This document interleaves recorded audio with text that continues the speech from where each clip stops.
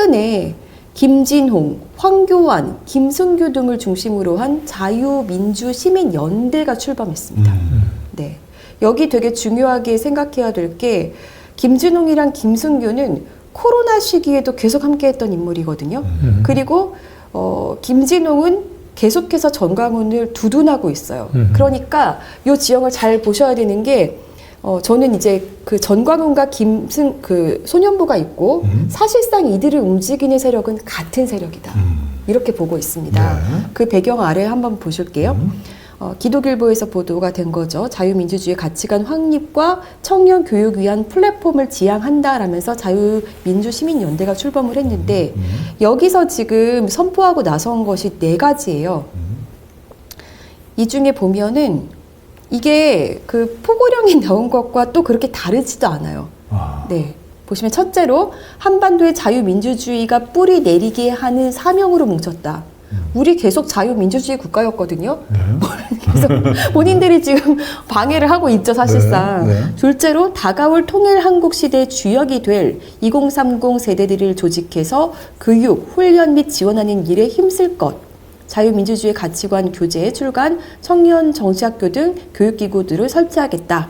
그리고 셋째로 이거 중요합니다. 심각한 문제가 발견된 지금의 선거관리위원회 제도를 해체하고 민의가 정확하게 반영되는 새로운 선거관리 제도를 만드는 일에 최선을 다할 것이라고 했다. 선관위 해체려고. 그러니까 이게 부정선거를 조금 비틀어서 한 말인 거죠. 그렇죠? 부정선거 음모론을 그대로 쓰지 않고 조금 비틀어서 사실상 비슷한 얘기를 한 겁니다.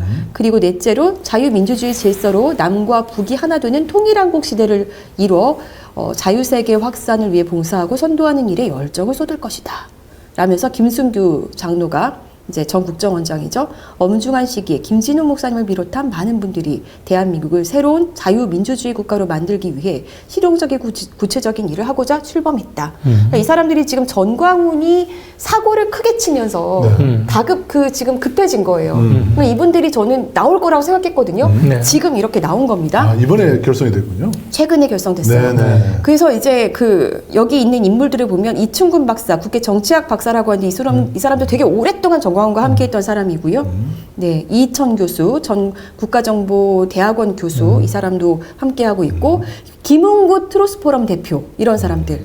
네, 그리고 김지연 한국가족보건협회 대표 이 사람 대표적인 반동성애 진영에서 일하는 사람이거든요. 뭐 네. 약사 출신의. 네네. 네, 이런 사람들이 함께 하고 있습니다. 네. 네, 급하게 이제 나온 거죠. 자, 그러면 이게 맨날 보던 그 사람들인 거예요. 제가 볼 때는. 네. 새롭지가 않아요. 코로나 때 예자연이라는 단체를 이분들이 만들었어요. 이때도 예자연의 대표가 누구였냐? 김진홍과 김승규였습니다. 저는 이거 만들고 나올 때 이제 이 사람들이 수면 위로 나오는구나 생각했었거든요. 요때도 이렇게 만들었고 요때 대책위원장이 바로 소년부였습니다. 그리고 여기서 사실 중요한 인물이 뭐냐? 심동섭 변호사, 법무법인 로고스 법률지원대책위원장이잖아요. 이 사람도 검사 출신입니다. 네, 강남에서 교회 운영하고 있고요. 그리고 여기 빠진 인물이 한 명 있어요. 그게 누구냐? 안창호 인권위원장. 네, 전 대법관이죠. 이 사람은 김순규와 1심의 수사를 같이 하면서 함께했던 되게 유명한 공안 검사잖아요. 네, 이런 사람들이 함께하고 있었고 이제 이들이 또 뭉치고 있는 거죠. 네, 그리고 앞서서 소년부 목사는 세이브 코리아를 조직했거든요. 네, 그래서 매주 토요일마다 국가비상 기도회를 개최하겠다. 그래서 지금 이거 시작하니까 왜 전광훈과 같은 시간대에 하냐고 지금 난리가 났어요. 전광훈 지지자들이. 그렇구나. 하더라도 다른 시간대에 하지 왜 같은 시간에 하는 거야? 그래서 욕하고 난리가 났고요. 네. 자, 그런데 이거 이전에 네. 제가 지금 이거 왜 하는 거지? 분명히 뭐가 있을 텐데 라고 생각했던 게 있습니다. 10월 27일 날 200만 연합 예배 기도회를 소년부를 중심으로 해서 크게 열었거든요. 그리고 이때도 김승규 전 국정원장이 대표 기도하기도 하고 이때 뭐 김장환이며 뭐 리민식이며 개신교계의 원로급 되는 목사들이 막 다 등장하고 그랬단 말이에요. 저는 이거 왜 하는지 되게 좀 의심스러웠는데 모르겠습니다. 지금도 그냥 추측입니다만 개신교 내부에서도 뭔가를 계속 정확하게 알진 않았지만 뭔가를 좀 준비하고 있었지 않나라는 생각은 있었거든요. 계엄 같은 걸 생각을 했던 거예요. 그러니까 계엄까지는 아니더라도 뭔가 그 윤석열이 준비하고 있어가 우리도 좀 뭉쳐야 될 때인 것 같아라는 신호가 좀 있지 않았나. 곧 때가 온다. 뭐 이런 네. 거. 근데 이제 정광훈이 그 아스팔트 극우, 네. 그 기독교 극우 세력들의 이제 그 중심이 돼서 활동을 하다가 그 서부지법 그 폭동 때문에 네. 네. 사실상 이제 그 국힘당이 그 이 극우 세력들 광장에 있는 이 극우 세력들을 이제 지금 손절하려고 하는 분위기. 네. 네. 그러니까 빨리 정광훈을 끄집어내고 정광훈을 좀 대체할 수 있는. 지우고 대신 그 극우 세력들을 지도할 수 있는 중심 세력들이 또 다른 중심 세력이 필요하다고 보고 우리가 나선 게 아닌가. 그렇죠. 그리고 네. 이미 예감을 했을 수도 있어요. 정광훈은 위험하다. 네. 위험하니까 다른 네. 대안을 빨리 만들어내야 둬야 돼라는 계산도 했을 겁니다. 네. 네. 그래서 근데, 얼마 전에 어제 우리가 방송을 했습니다마는 손연보 목사가 정광훈에게 엄청난 그 욕설 문자를 맞아요. 퍼붓잖아요. 네. 그러니까 이제 정광훈 너는 이제 그만 손 떼어라라고 하는 그 그렇죠. 근데 전광훈이 사실상 자기의 밥그릇을 나눠 먹으려는 사람들을 용서하지 않아요. 그랬다가 지금 굉장하게 그 공격을 당했던 게 사람들이 네. 그 소위 특임 전도사들에 의해서 네. 너무너무 괴롭힘을 많이 당했던 거거든요. 네. 그리고 거기에 붙었던 그 변호사들도 지금 김용현의 전도사 그 변호사들이고 네.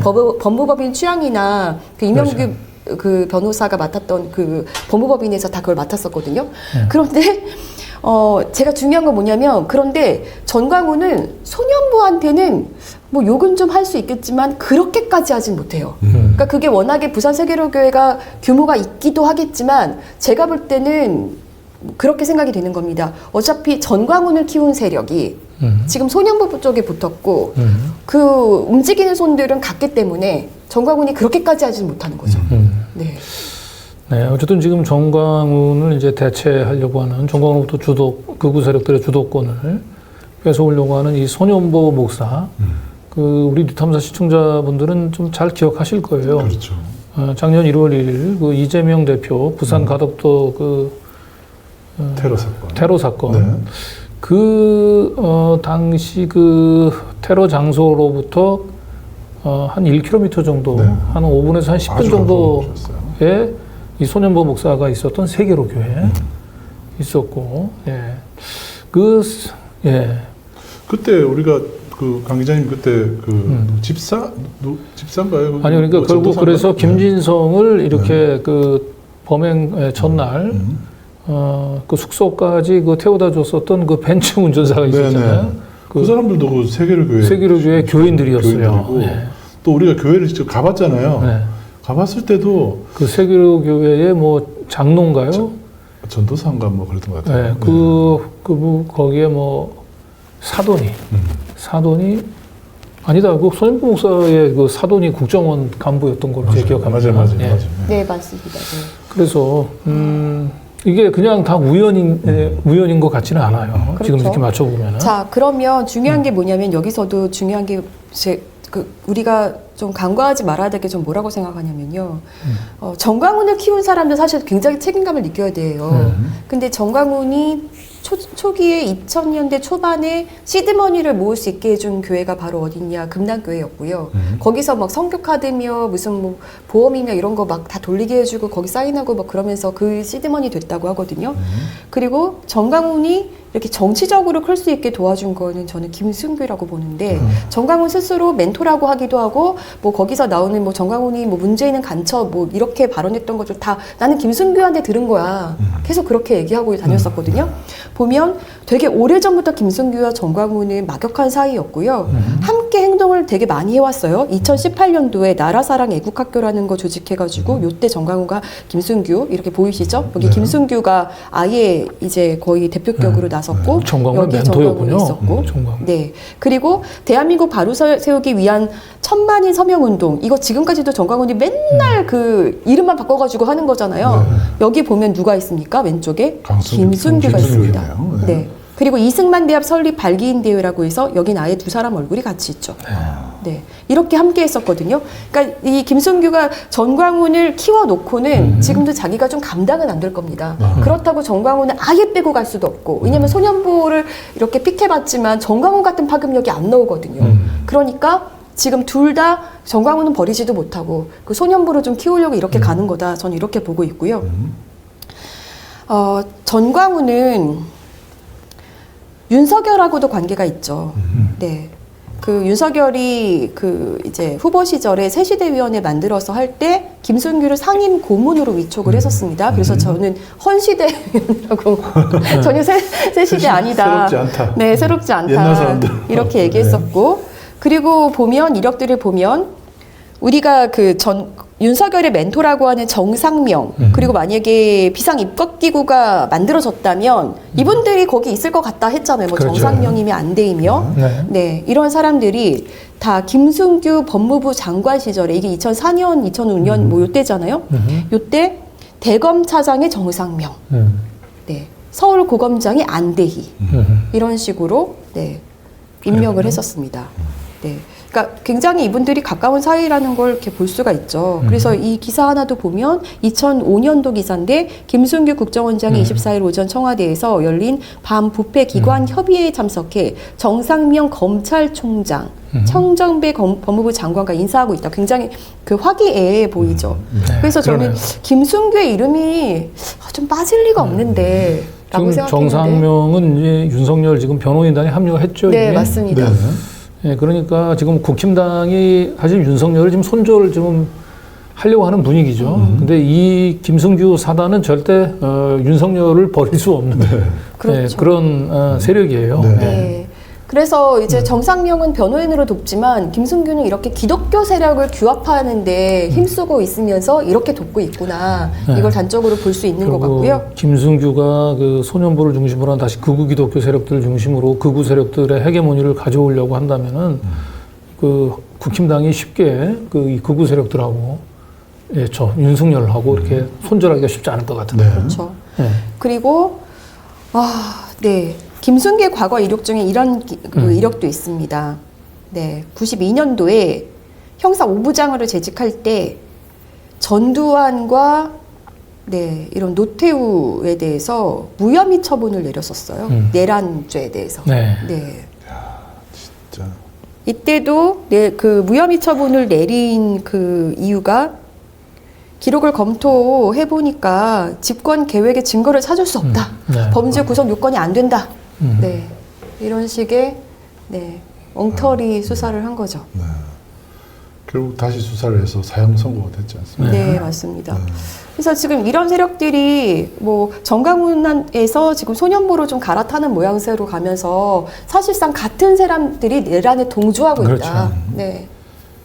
그러니까 지금 저희 뉴탐사에서요 계속 이 내란이 그냥 뭐 충암고 동문들끼리 뭘 이렇게 해서 해프닝 비슷하게 이렇게 약간 축소해서 볼 것이 아니고 대한민국을 현재 지배하고 있는 이 기득권 카르텔들이 있습니다. 그렇죠. 그죠? 검사 출신, 판사 출신, 목사들 이런 사람들이 쫙 이 거미줄처럼 엮여서 도처에서 지금 일을 벌이고 있습니다. 끝나고 나서 지금 윤석열 잡혀 들어가고 나서 지금 또 김성규 같은 사람들이 또 움직이잖아요. 사실 김승규는 계속 움직이고 있을 거라고 저는 보는데, 네, 그러니까 그 정광훈의 뒷배로 뭐 어떤 기자분은 김진홍을 이렇게 지목했었죠. 물론 김진홍도 빼놓을 수는 없는데 사실상 움직이는 세력은 저는 국정원이나 이제 검찰 오비들로 봤었고요. 네, 이런 것들이 시간이 흐르면 흐를수록 좀 더 이렇게 선명하게 좀 드러나는 것이 아닌가. 네. 네. 정말 뿌리를 뽑아야 됩니다. 뿌리를 뽑아야 돼요. 네. 저는 뭐 극우 세력들의 배우를 그냥 정광훈으로 그 생각을 했었는데 지금 보면은 그 김성규하고 정광훈의 관계를 비교를 해보면은 김승규가 제일 배우고 그 위에 있죠. 예, 그리고 그 정광훈은 그냥 행동대장. 그리고 이제 소년보하고 정광훈이 서로 이제 행동대장 자리를 놓고 서로 좀 경쟁하는, 치고받고 네. 하는 관계고, 그리고 김승규는 이렇게 극우 기독교 세력뿐만 아니고 검사 출신으로 결국 그 검찰 원로들까지도 네. 전부 자기 똘마니로 네. 예를 들면 뭐 정상명만 해도 굉장히 검찰 원로잖아요. 근데 저 정상명, 안대희 같은 인물들을 윤석열하고 다 선이 닿는 그런 검찰 원로들을 한참 후배로 두고 있는. 네. 네.